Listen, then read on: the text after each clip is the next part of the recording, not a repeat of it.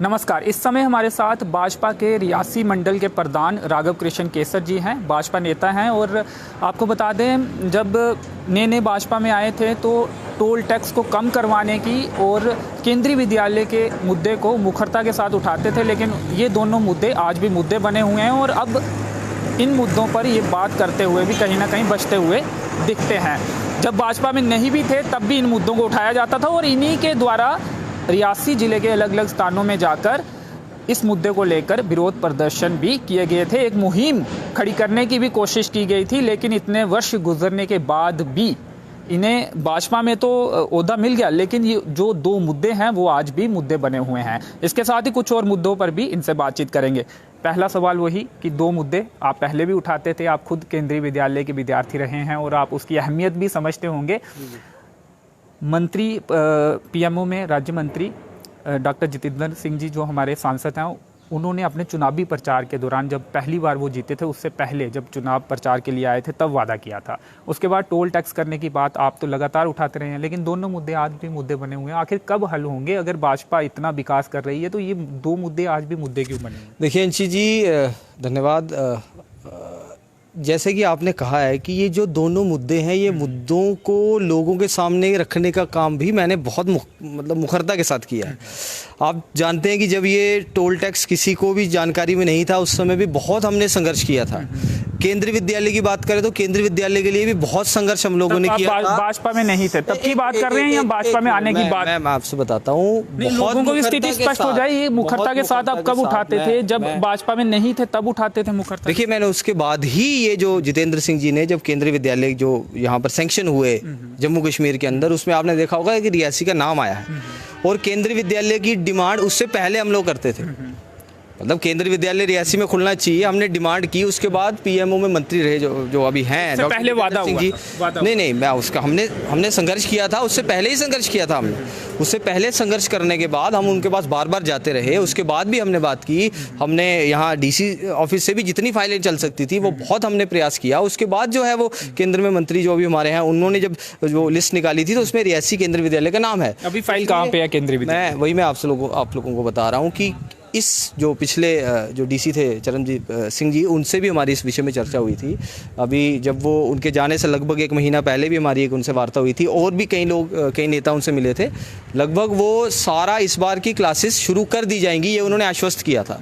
उसके बाद उनका ट्रांसफ़र हो गया और ये किसी कारण ये लटक गया, रुक गया। इस साल भी क्लासेस शुरू नहीं होंगी। मैं वही बता रहा हूँ, बहुत प्रयास करने के बाद हमने लगभग जो है ये सारी चीज़ें स्ट्रीमलाइन कर चुके हैं। ये दो जो मुद्दे हैं, केंद्रीय विद्यालय का भी बहुत मुखरता के साथ मैंने उठाया और मैं आश्वस्त करता हूँ पूरी रियासी की जनता को कि ये गत 1 वर्ष में जो है वो 110% जो है केंद्रीय विद्यालय की क्लासेज यहाँ पर शुरू होने वाली।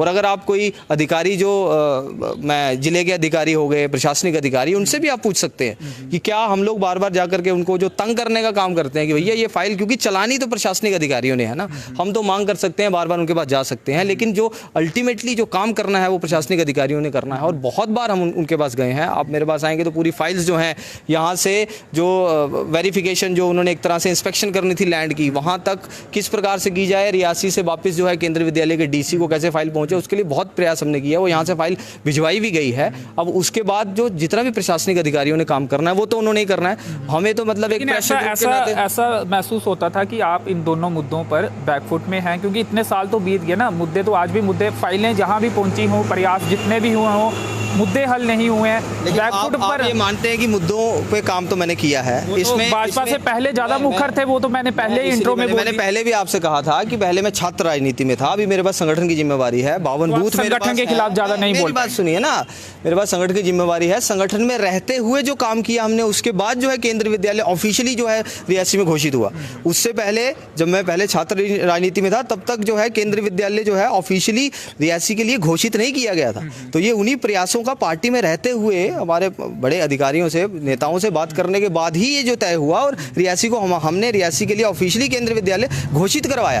तो इसलिए ये इसमें किसी प्रकार की कमी नहीं है और संगठनात्मक तो काम हम लोग कर ही रहे हैं, जमीनी स्तर पर, बूथ स्तर पर तो काम कर ही रहे हैं। इस साल नहीं मिलेगा, क्लासेस शुरू नहीं होंगी, अगले साल से हो सकती हैं, ये आप दावा? मैं फिर भी ये आपसे बात कर रहा हूँ। देखिए, मीडिया का भी बहुत रोल होता है। मैं भी कई बार देखता हूँ कि ये सारे प्रश्न आप जो है प्रशासन से कभी भी मैंने किसी भी मीडिया के अधिकारी को पूछते हुए मैंने नहीं देखा है। इसमें मैं कोई किसी से कोई अपेक्षा नहीं कर रहा हूँ, लेकिन क्योंकि यहाँ पर एक पॉपुलर गवर्नमेंट नहीं है, सरकार यहाँ पर नहीं है, और जो प्रशासन के ऊपर एक राजनीतिक पार्टी की सरकार होने के बाद जो एक प्रभाव होता है उसकी कहीं ना कहीं कमी है, उसके कारण कुछ हम लोगों को जो है दिक्कत आ रही है। लेकिन मैं भी चाहता हूं कि जब भी कभी विषय कोई प्रेस कॉन्फ्रेंस कोई जिले के अधिकारियों की, प्रशासनिक अधिकारियों को, उसमें भी ये विषय आना चाहिए कि हम क्यों इसको डिले कर रहे हैं, क्योंकि हम महीने में 1 बार जा सकते हैं, 2 बार जा सकते हैं, 3 बार जा सकते हैं। वो बार बार जाने के बाद भी अगर कहीं पे दिक्कत आ रही है तो प्रशासनिक अधिकारियों से ये तो केंद्रीय विद्यालय का मुद्दा हो गया। टोल पर तो प्रशासनिक जो अधिकारी हैं जिले के, उनका कोई बस नहीं चलता, उनके दायरे में नहीं आता,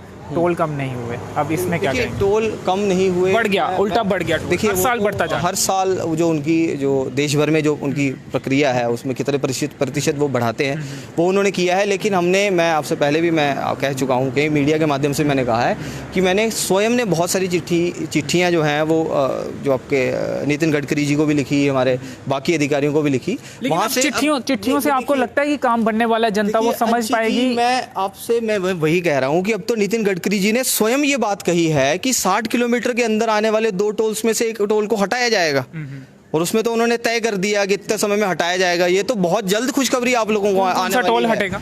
मैं वही कह रहा हूँ ना, देखिए जैसे लखनपुर में एक टोल है, उसके बाद सरोर में जो टोल है, उसके बाद लखनपुर में टोल है, और सरोर और लखनपुर के टोल, सरोर और बन में जो टोल है, इसमें 60 किलोमीटर का डिस्टेंस नहीं है, वो कम है। इसलिए बन टोल प्लाजा को ऑटोमेटिकली आगे जाना ही पड़ेगा। ये तो होने वाला, क्योंकि जब पहले भी मैं वो कहीं जो मैंने लेटर्स लिखे, चिट्ठियाँ लिखी, उसमें एक जवाब ये आता था कि ये जो देश भर में जो नियम है उस नियम के आधार पर इसको आने वाले समय में, तो अब जैसे उन्होंने कहा कि आने वाले समय में जिस टोल का जो 60 किलोमीटर के अंदर है उसको बिल्कुल क्वैश करना है, उसको खत्म करना है अगर वो इलीगली कहीं पे लगा हुआ है। तो ये तो बन टोल तो वैसे ही जाने वाला है, और बहुत मालूम है कि कहाँ पे जाएगा, कितनी दूर जाएगा, जम्मू के रास्ते में पड़ेगा या नहीं? है कि हमारा जो रियासी का मार्ग है जहाँ हम दुमेल पे मिलते हैं उससे आगे ही जाने वाला है, क्योंकि दुमेल से आगे ही जाने वाला है, और रियासी के लिए बहुत बड़ी खुशखबरी है। और जैसे हमारे जिलाध्यक्ष जी ने कहा भी है, क्योंकि अब ये नितिन गडकरी जी ने क्लियर भी कर दिया है कि ये वैसे इस तरीके के कोई भी टोल जो है वो इस्टेब्लिश नहीं रह सकते, तो इसलिए अगर ऐसा नहीं भी होता है तो भी जो है आने वाले समय में हम जल्दी, मुझे नहीं लगता, क्योंकि अब वो उनकी परफॉर्मेंस आपने देखी है, बाकी पार्टियों के लोग भी उनकी प्रशंसा करते हैं और वो काम करने में बहुत जो है वो देरी नहीं करते हैं। तो आने वाले समय में ये खुशखबरी लोगों को मिलेगी, बहुत जल्द मिलेगी कि टोल जो है रियासी वालों के रास्ते में अब नहीं आने वाला है। चलिए, अब कुछ लोगों ने आम आदमी पार्टी का दामन थामा है, कुछ युवा चेहरे भी हैं उसमें, उस पर कोई प्रतिक्रिया देना चाहेंगे आप? देखिए अंशी जी, मुझे खुशी भी होती है कि ये प्रश्न सिर्फ भारतीय जनता पार्टी वालों से पूछा जाता है, क्योंकि मुझे नहीं लगता कि बाकी पार्टियों के कोई लोग ही नहीं है जिनसे ये सवाल पूछा जाए कि आपकी पार्टियों के लोग क्यों कहीं इधर उधर जा रहे हैं, क्योंकि अब उन पार्टियों में नेताओं की कमी हो गई है। सभी नेता छोड़ चुके हैं, आपने देखा होगा कांग्रेस में। अब ये जो लोग गए हैं, अब उनका पॉलिटिकल बैकग्राउंड देखेंगे तो आपको समझ आ जाएगा कि वो किस पॉलिटिकल पार्टी से थे। भारतीय जनता पार्टी को इसका कोई नुकसान नहीं होने वाला। हाँ, किसी की राजनीतिक महत्वाकांक्षा होती है कि मुझे बहुत आगे बढ़ना है, उन्होंने किसी राजनीतिक पार्टी, आम आदमी पार्टी को ज्वाइन किया होगा, तो बहुत अच्छा है, मेरी उनको शुभकामनाएं हैं कि वो अच्छा करें।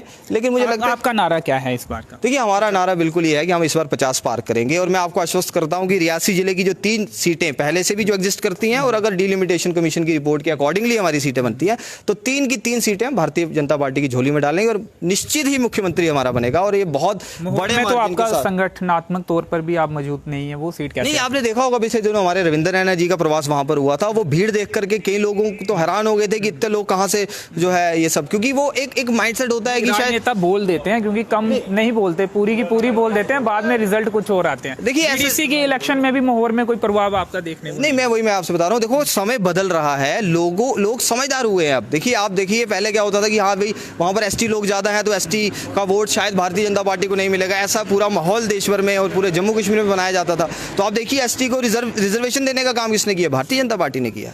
तो इसलिए एसटी के लोग समझदार हो गए हैं, और वो लगातार उन्होंने वो भारतीय जनता पार्टी से जुड़ना शुरू किया है, और आने वाले समय में माहौर की सीट पक्का हम लोग निकालेंगे। क्योंकि हमने अभी जो डीडीसी में जिज बगली की सीट निकाली, किसी को नहीं लगता था कि हम जिज बगली से जो है एक ये सीट निकाल सकते थे। हमने वहां से भारतीय जनता पार्टी के सिंबल पे चुनाव लड़ करके जीता है, तो वो भी लोग मानते थे कि ये तो संभव ही नहीं है। तो इसलिए माहौर की भी सीट हम लोग निकालेंगे। रियासी और कटरा, अगर जिस प्रकार की अभी डिलिमिटेशन कमीशन की रिपोर्ट है उसके अकॉर्डिंग अगर सीटें हैं तो वो भी जीतेंगे हम।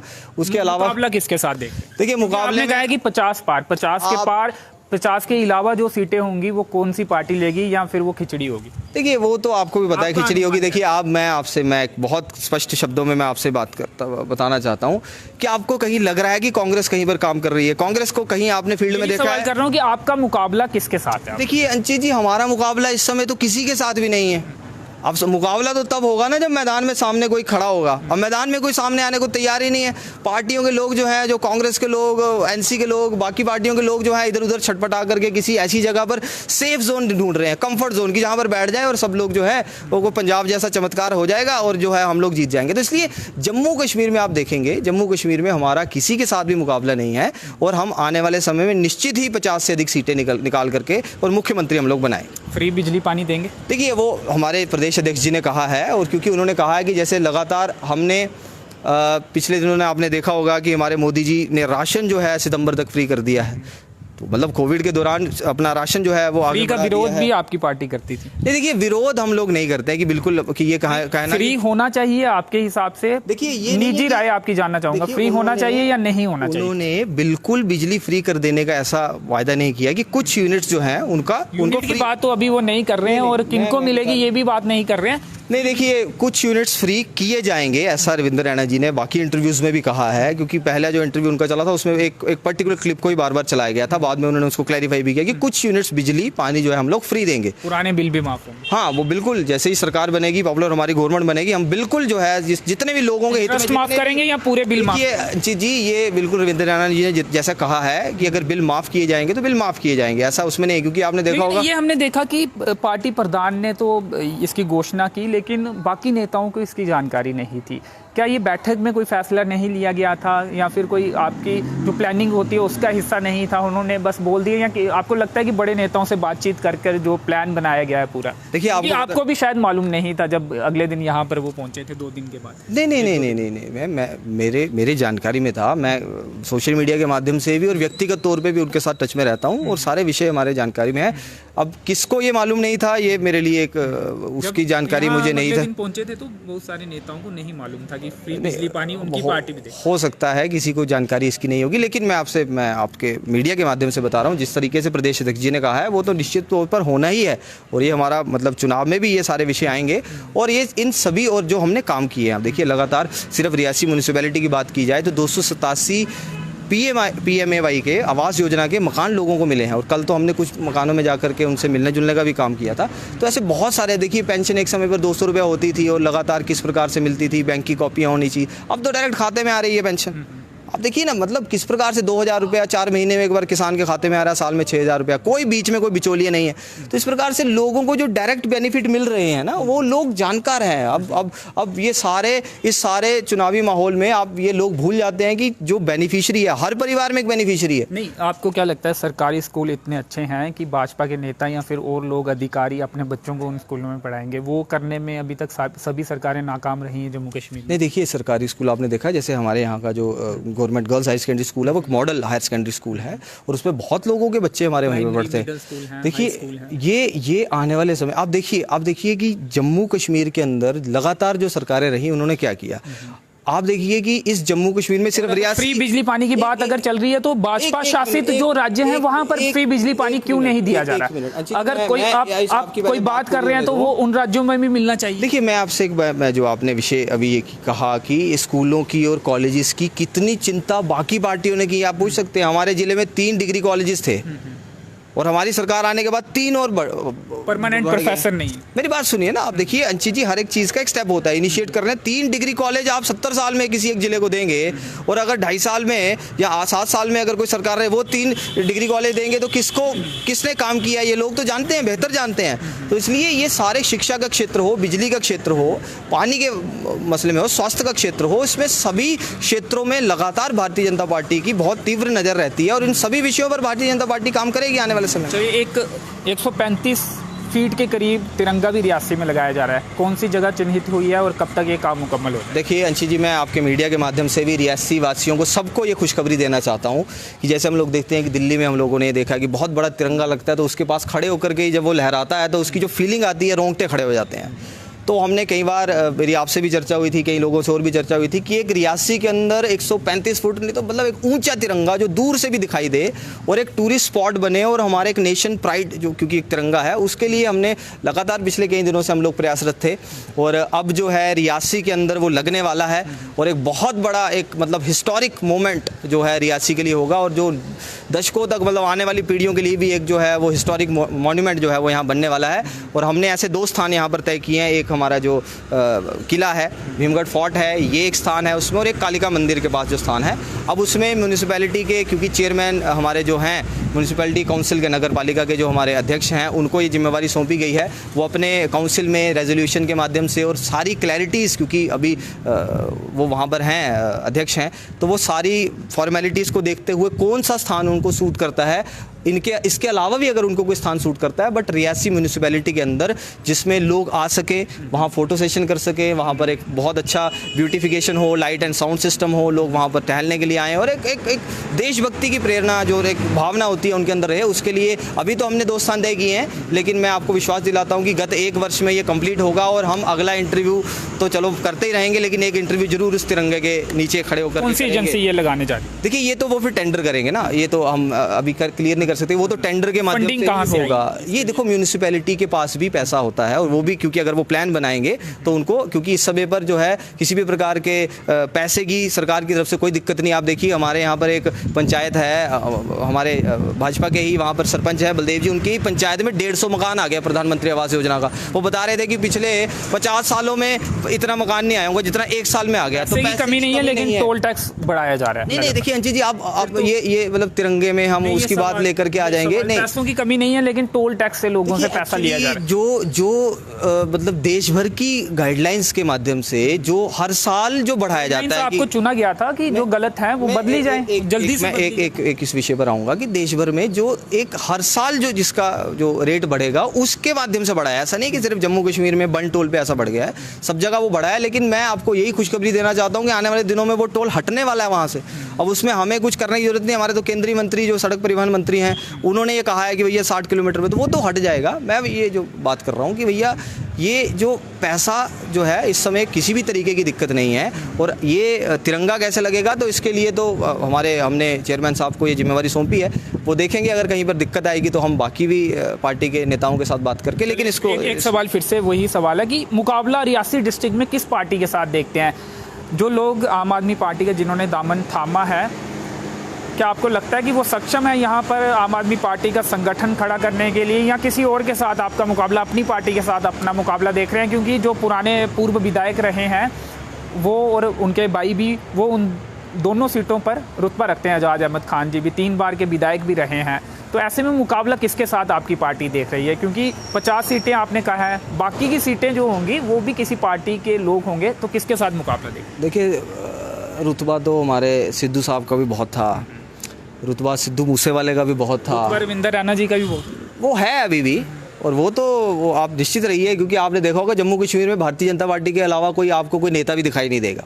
तो इसलिए हमारा मुकाबला किससे है, ये तो मुझे कोई दिखाई नहीं दे रहा है। अब आप अगर दिखाई देगा तो तब मैं कह पाऊंगा ना कि हमारा इनके साथ मुकाबला है। तो इसलिए मुकाबला अब वो ओवर कॉन्फिडेंस तो नहीं, ओवर कॉन्फिडेंस नहीं है। मैं ये कह रहा हूँ कि हमारा जो ट्रेडिशनल पॉलिटिक्स की पार्टीज जो जम्मू कश्मीर में जिन्होंने काम किया है, एनसी हो गई, आपकी पीडीपी हो गई, कांग्रेस हो गई, इन्हीं के लोग जो है इनको छोड़ करके इधर उधर जा रहे हैं, छटपटा रहे हैं कि हमें कहीं पर सेफ जो है, कहीं मेरे को टिकट मिल जाए, कोई ये हो जाए। तो इसलिए जब तक उनमें स्टेबिलिटी नहीं होगी, जब तक वो एकजुट नहीं होंगे, तो हम कैसे बोलेंगे कि इनका हमारे साथ आपकी पार्टी में भी कई लोग आए ना, उनमें भी मतलब वो भी पार्टी बदल कर आपकी पार्टी में आए हैं, तो ऐसा तो आपकी पार्टी के उन नेताओं के लिए भी कहा जा सकता है। नहीं, जो लोग हमारी पार्टी में आए हैं वो जिस राजनीतिक संगठन से आए हैं, उस राजनीतिक संगठन में उनको घुटन महसूस होती थी। तो ये कांग्रेस से जो लोग गए हैं तो या फिर अपनी पार्टी, ये घुटन, इन्हें भी घुटन महसूस होगी कांग्रेस में। ये हो सकता है, ये होगा ही ऐसा, इसीलिए लोग जो है आपकी पार्टी में आते तो तब ये सही होने थे। नहीं, मैं तो ये नहीं कह रहा हूँ, लगातार लोग आते रहते। मैं कह रहा हूँ आप उसको इतना हाइप पे लेकर के चले जाना कि वो आम आदमी पार्टी में चले गए, तो भैया वो किसी भी पार्टी में जा सकते हैं। भारत एक लोकतंत्र है, वो आम आदमी पार्टी में चले जाए, वो किसी चैलेंज नहीं है आम आदमी पार्टी। देखिए, चैलेंज तो राजनीति में, अब मैं देखो, राजनीतिक जो ग्राउंड ग्राउंड पे जो लोग काम कर रहे हैं, जैसे मेरे पास 52 बूथ हैं, 52 बूथ, तो हमारे पास 52 के 52 रियासी मंडल के बूथों की हमारे पास समितियों की सूचियां हैं। हमारे पास तो एक वोटर लिस्ट के एक पेज के पन्ना प्रमुख इंचार्ज का डिटेल हमारे पास है, उस एक पेज पे 60 वोट होते हैं, उसके 5 समिति के सदस्य हमारे पास हैं। हमारे पास पूरी डिटेल है कि कितने वहाँ पुरुष हैं, महिलाएं हैं, कितने अन्य, मतलब इस तरीके से हमने बहुत ग्राउंड लेवल पे जा करके इस पूरे में बहुत तैयारी की है। लेकिन अगर मुकाबला किससे है तो मैं, आप भी बेहतर जानते हैं कि आप अब किसके साथ मैं मुकाबला समझूं। अब पहले कोई क्लियर तो हो कि भैया ये उस पार्टी का है, ये उस पार्टी का। अभी तक लोगों में यही तय नहीं हो पा रहा है कि मैं किस पार्टी का हूँ। जब किसी पार्टी का तय हो जाएगा और हमें लगेगा कि ये हमारे मुकाबले में है तो मैं अवश्य आपको बताऊंगा कि इनसे भी आप भी टिकट के दावेदार समझते हैं, क्योंकि बहुत से भाजपा के नेता, हर एक सीट से बहुत सारे ऐसे नेता हैं जो अपने आप को अपनी दावेदारी पेश कर रहे हैं और लालसा भी है उन्हें टिकट की विधायक की इलेक्शन के लिए। आप भी उनमें से? देखिए, मैं जैसे आपने शुरू में कहा था कि कुछ मुद्दों को लेकर के राजनीति में आया था और उसमें एक कमल किशोर को हो सकता है ये भी सोच के आया हूँ कि एक दिन विधायक भी बनूंगा और लोगों के मुद्दे और ज्यादा तेजी के साथ हल करवाने की कोशिश करूंगा। मैं आपको बता रहा हूं, ये था माइंड में। देखिए, मैं एक स्माइल हल्की आपके चेहरे पे है, ये स्पष्ट प्रश्न इस तरीके का है, स्पष्ट तौर पर कि जब आप राजनीति में आपने कदम रखा, ऐसा माना जा रहा था कि आप भाजपा में ही आएंगे, तो तब ये माइंड में था कि एक दिन आपको विधायक की इलेक्शन लड़नी है और अभी भी लालसा है कि टिकट आपको मिलनी चाहिए या इंतजार करेंगे आने वाली आगे? मैंने, जब आपने मेरा इंटरव्यू गार्डन स्टेट में किया था, मैंने तब भी, आपने मेरे से प्रश्न पूछा था, मैंने तब भी ये कहा था कि मैं एक छात्र हूँ, मतलब एक मैं सीखने के लिए आया हूँ एक इस पूरे पॉलिटिक्स में। अभी मुझे कितनी ही देर हुई है, 2-2.5 साल हुए, 3 साल।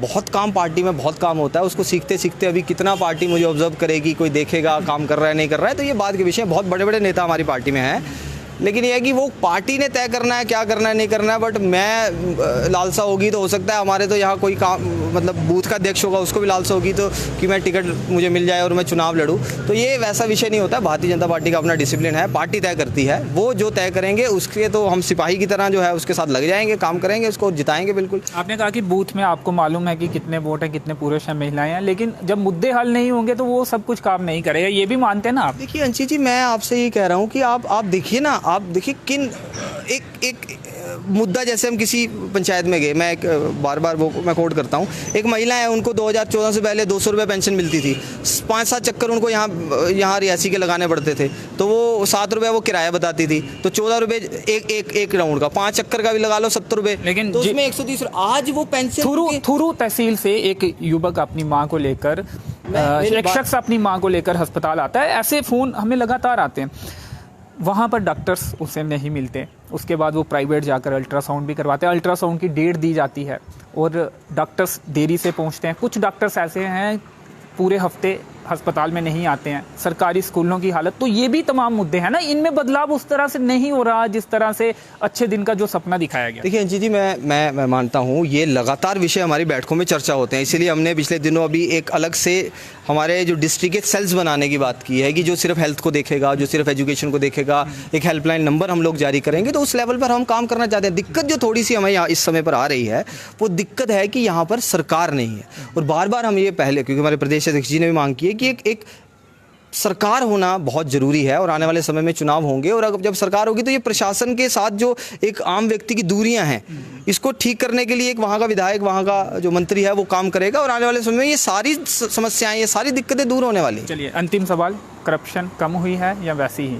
देखिए, करप्शन तो मैं कम हुई है, मैं इसलिए मैं कहता हूँ, आप देखिए आज भी कमेंट करके बताएं, जो ये इनका कहना है कि करप्शन कम हुई है, लोगों के जो एक्सपीरियंस है वो कमेंट बॉक्स में बताएं। देखिए अंशी जी, मैं एक मुझे फिर आप समय दें और मैं बात पूरी कर पाऊँ। आप देखिए कि स्वयं राजीव गांधी ये बात कहते थे कि मैं 1 रुपया बेचता हूँ 10 पैसे पहुँचते, वो एक प्रधानमंत्री ये बात कहता है। हमारे प्रधानमंत्री सरकार में आते हैं तो आते ही तुरंत जनधन खाते खुलवाते हैं। कितना विजन है उस व्यक्ति का, आप सोच सकते हैं कि उनको पता था कि लोगों ने मजाक उड़ाया, लेकिन टेक्नोलॉजी का सहारा तो लिया जा रहा है, लेकिन जो दफ्तरों में करप्शन, छोटे अपने फाइलों को आगे बढ़ाने के लिए इस तरह की करप्शन, मैं इसलिए मैं कह रहा हूँ, मैंने इसीलिए शुरू में कहा मेरी बात पूरी होने दीजिए, इतना उत्तेजित होने का भी कोई वो नहीं है कि मैं ये कह रहा हूँ।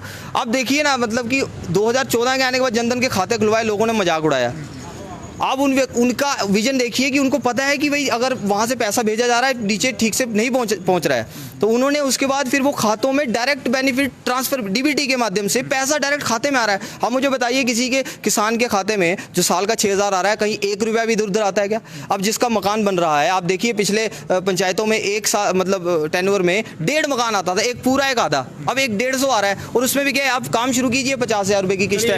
इसका जो जानकारियां हमें मिलती हैं, हालांकि जब तक प्रूफ नहीं मिलता, आधार खबर का नहीं मिलता, हम खबर नहीं करते।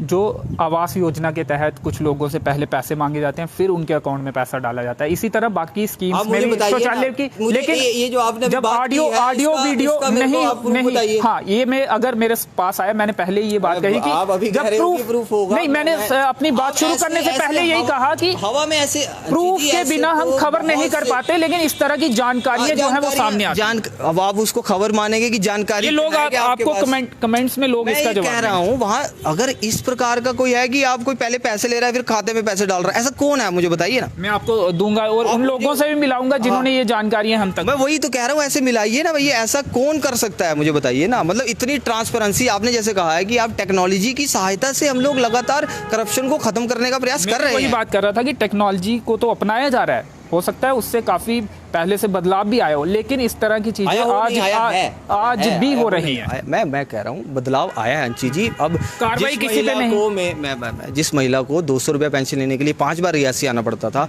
आज 1,000 रुपया उसके खाते में आता है, तो ये बहुत बड़ा बदलाव है। और इसी बदलाव के कारण एक गाँव में रहने वाले एक बुजुर्ग व्यक्ति, एक पेंशन लेने वाला व्यक्ति हमारे बिना कहे हुए भी भाजपा को वोट डाल करके आता है और हम जीत जाते हैं। चलिए, अब इलेक्शन में मुद्दे क्या रहेंगे, क्योंकि सत्ता कहीं ना कहीं इनडायरेक्टली आपकी ही है, मुद्दे क्या उठाएंगे? देखिए, इस चुनाव में जो जनहितकारी योजनाएं, जो नीतियां मोदी सरकार की लोगों के बीच में हम उनको लेकर के जाएंगे और उनका जो काम लोगों के हुए हैं उनके आधार पर हम लोग वोट मांगे। तो ये बहुत स्पष्ट है कि जो मतलब योजनाएं केंद्र सरकार की हैं, लगभग 120 के आसपास की योजनाएं हैं, उसके माध्यम से अगर लोगों को लाभ मिला होगा तो वो हमें वोट देंगे, अगर नहीं मिला होगा तो विकास की राजनीति करेंगे। देखिए, कोई किसी प्रकार की दलगत राजनीति और ये नहीं, योजनाओं की बात करेंगे, विकास की बात करेंगे। लोग आज समझदार हैं, पढ़े लिखे हैं, सब लोग जानते हैं, उसी के ऊपर चुनाव लड़ेंगे और जीतेंगे अवश्य। चलिए, शुक्रिया, धन्यवाद।